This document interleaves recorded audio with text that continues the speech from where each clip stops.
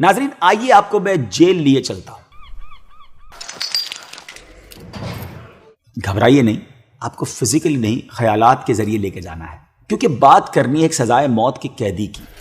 کال کوٹھڑی ہے، قیدی کی آخری گھڑیاں ہیں. اس نے بڑے جرم کیے ہیں، چوری بھی کی ہے، ڈکیتی بھی ماری ہے اور قتل بھی کیے تھے. آخری خواہش پوچھی گئی تو کہتا ہے مجھے اپنی ماں سے ملنا ہے. ہو سکتا ہے اس وقت کے جیلر اور ان لوگوں نے سوچا ہو کہ آخری وقت ہے، ماں سے معافی مانگے گا، آخری ملاقات محبت بھری ہوگی.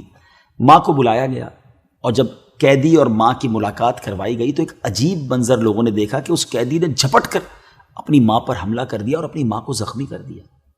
لوگ بڑے حیران ہوئے، اسے لان تان کرنے لگے کہ تیرا آخری وقت آ گیا اور اس وقت تو اے بدبخت ماں سے معافی مانگی جاتی ہے، ماں سے دعا لی جاتی ہے، تم ماں پر ہی حملہ کر رہے ہو.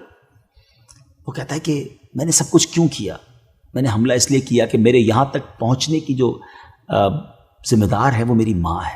یقیناً اس نے درست نہیں کیا، لیکن اب ذرا بات سنیے گا اس قیدی کی. کہتا ہے جب میں اسکول میں تھا، چھوٹا بچہ تھا، تو اپنے کلاس فیلو کی کوئی چیز چوری کر کے لے آتا تھا. کبھی پینسل لے آتا تھا، کبھی ربڑ لے آتا تھا. میری ماں مجھے ڈانٹتی نہیں تھی، بعض اوقات تو مسکراتی تھی. مجھے حوصلہ ملا، میں نے محلے میں چوریاں کرنا شروع کی. گھر میں نیا نیا سامان آیا مگر مجھے کسی نے روکا نہیں. بڑھتے بڑھتے میں بڑا چور بنا، پھر ڈکیتوں کا گروہ جوائن کیا، پھر قتل بھی شروع کر دیے اور آج سزائے موت کا قیدی بن گیا. جو کچھ میں یہاں تک ہوں میری ماں کی وجہ سے. یہ بحث الگ ہے کہ ماں سے یہ برتاؤ بالکل نہیں کرنا چاہیے، لیکن سبق کیسا ہے؟ ہمارے بھی تو بچے ہیں. ایک بات یاد رکھیے گا، بچے ماں باپ سے ہی سیکھتے ہیں. جیسے ماں باپ ہوتے ہیں بچوں پر بڑا امپیکٹ پڑتا ہے. دیکھیں نا، جن گھروں میں نمازیں ہوتی ہیں، عبادتیں ہوتی ہیں، درود ہوتے ہیں، نعتیں ہوتی ہیں، تلاوت ہوتی ہے، بچے اسی سے اس کو ریپیٹ کر رہے ہوتے ہیں. ہم نے دیکھا ہے کہ چھوٹے چھوٹے بچے جب امی ابو کو یا دادا دادی کو نماز پڑھتے دیکھتے ہیں، وہ بھی ساتھ جا نماز پر کھڑے ہو جاتے ہیں. انہیں نماز پڑھنا آتی نہیں مگر وہ کاپی کرنے کی کوشش کرتے ہیں، کیونکہ گھر میں ماحول اچھا ہوتا ہے. اور جن گھروں میں لڑائی جھگڑے ہیں، گالی گلوچ ہے، بے حیائی کی باتیں ہیں، بعض اوقات وہ بچے باہر بھی اس طرح کی باتیں کرتے ہوئے نظر آ رہے ہوتے ہیں. اب آپ غور کر لیجئے کہ ہمیں اپنی اولاد کی تربیت کیسی کرنی ہے. ہمارا قرآن مجید فرقان حمید ہمیں کیا ارشاد فرماتا ہے؟ رب کا کلام فرماتا ہے، یا ایھا الذین آمنوا قوا انفسکم واہلیکم نارا وقودھا الناس والحجارہ. اے ایمان والو، اپنے آپ کو اور اپنی آل کو، اپنے بچوں کو اس جہنم کی آگ سے بچاؤ جس کا ایندھن آدمی اور پتھر ہے.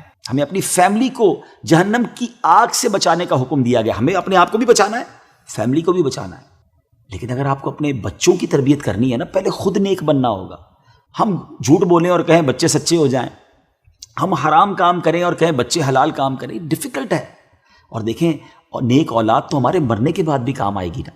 کیا ہم ایسی اولاد تیار کر رہے ہیں جو ہمارے مرنے کے بعد ہمارے لیے صدقہ جاریہ کا باعث بنے، یا خدا نہ خواستہ ایسی اولاد ہے جس کو خود بھی نماز پڑھنا نہیں آتی؟ ہم نے دیکھا ہے کہ ماں باپ کا جنازہ ہوتا ہے مگر بیٹا جو ہے وہ جنازہ پڑھنا نہیں جانتا. ہونا تو یہ چاہیے کہ ہم اپنے بیٹے کی ایسی تربیت کریں کہ ہمارے مرنے کے بعد وہ ہمارا جنازہ پڑھائے. کاش ہم اپنی اولاد کی ایسی تربیت کریں کہ ہمارے مرنے کے بعد وہ ہمارے لیے صدقہ جاریہ کا باعث بنے. مگر اس کے لیے سب سے پہلے ہمیں خود نیک بننا ہوگا، اپنے گھر کے ماحول کو نیک بنانا ہوگا. دعوت اسلامی کے اس پیارے ماحول نے ہمارے لیے بڑی آسانیاں پیدا کر دی ہیں. اب بچوں کی اچھی تربیت کرنا چاہتے ہیں، بہت سارے ڈپارٹمنٹس ہیں. مدرسۃ المدینہ ہے جہاں قرآن حفظ و ناظرہ کروایا جاتا ہے. جامعۃ المدینہ ہے جہاں بچوں کو عالم بنایا جاتا ہے، بچیوں کو عالمہ بنایا جاتا ہے. دارالمدینہ ہے جہاں دنیاوی تعلیم کے ساتھ ساتھ دینی تعلیم دی جاتی ہے. اگر آپ بڑے ہو گئے ہیں اور آپ خود نیک بننا چاہتے ہیں تو دعوت اسلامی کے اجتماع موجود ہیں. مدنی قافلوں میں سفر کیجئے. اسلامی بہنیں ہیں تو اسلامی بہنوں کے اجتماع میں جائیں. پوری فیملی کی بیٹھ کے تربیت کرنا چاہتے ہیں تو مدنی چینل آپ کے لیے ہے. سب کچھ تو ہے. آگے بڑھیے، اپنی اچھی تربیت، اپنے بچوں کی اچھی تربیت کا اہتمام کیجئے، کیونکہ ہم سب نے مل کر جنت میں بھی تو جانا ہے نا.